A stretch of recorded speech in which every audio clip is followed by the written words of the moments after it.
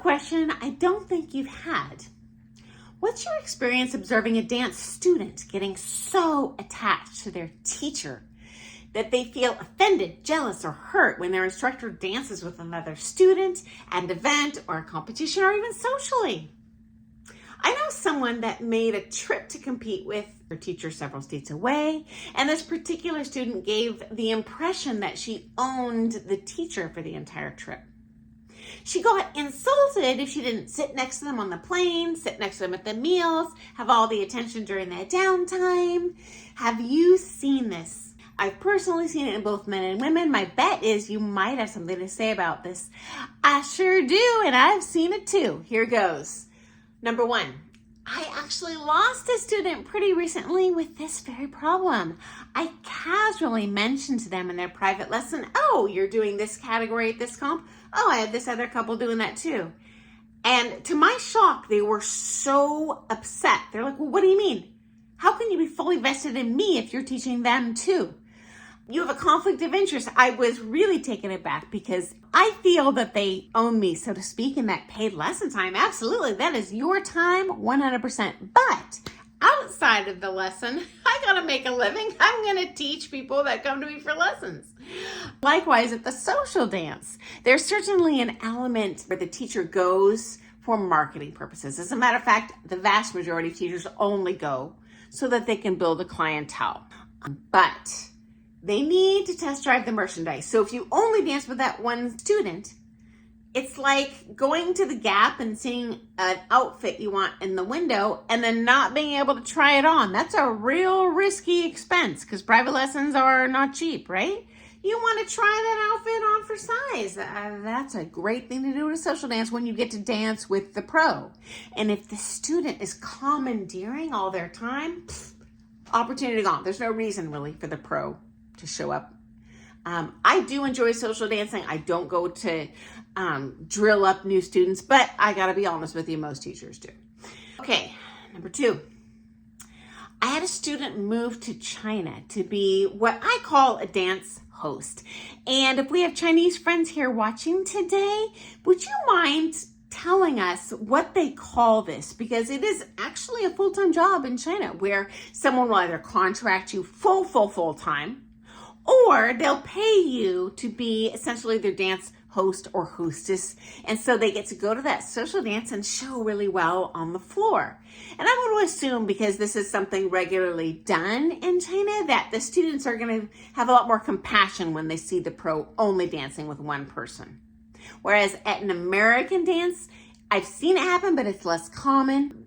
If you hire the teacher to dance with you only that night, the other dancers in the room might think that teacher is stuck up or doesn't want to dance with them or something, and that's not the case. We love dancing with a lot of people, or we wouldn't have become a teacher.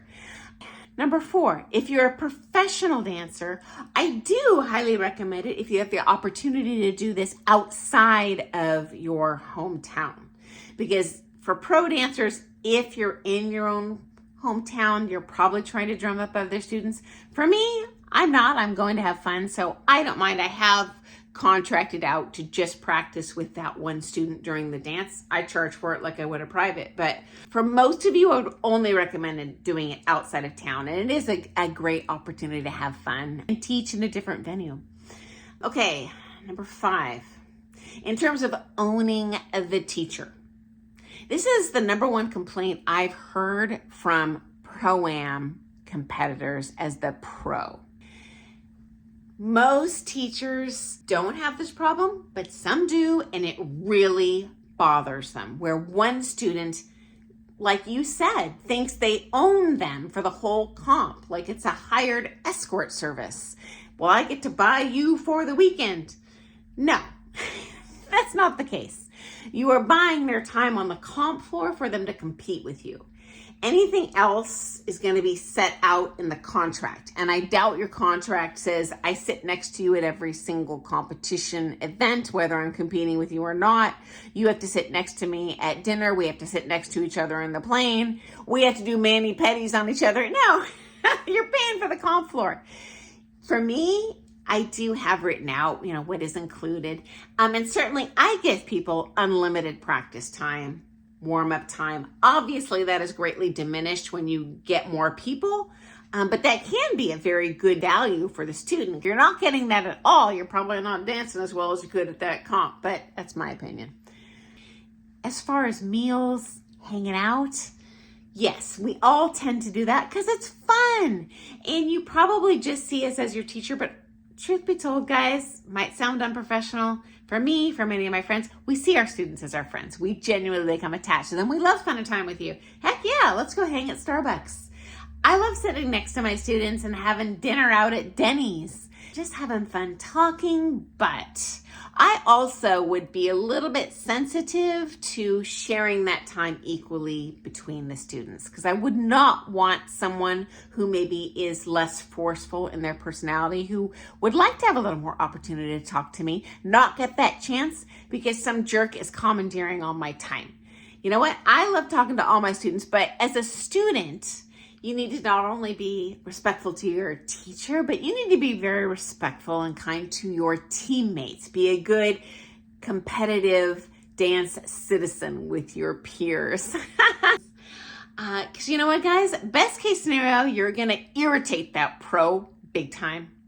You're going to irritate your friends. And worst case scenario, your teacher might dump you, because if I am afraid that one student is negatively impacting the group, that group dynamic is very important. Students do need to get along with each other, or I'm going to lose more students. I'd rather lose one student than lose 10 students. And I'm assuming that you're enjoying your friends, you're enjoying your teacher, and we just want to make each other happy and have joyful experiences. So yes, I've seen it. I don't like it. That's my 2 cents. Okay, I will talk to you tomorrow morning for some more ballroom dance stuff. Thank you so very much for sharing your stories. It's so helpful to all of us because I can only share my own experiences and I am just one person in a world of ballroom dancers. Okay, guys, I'll talk to you tomorrow. Toodles.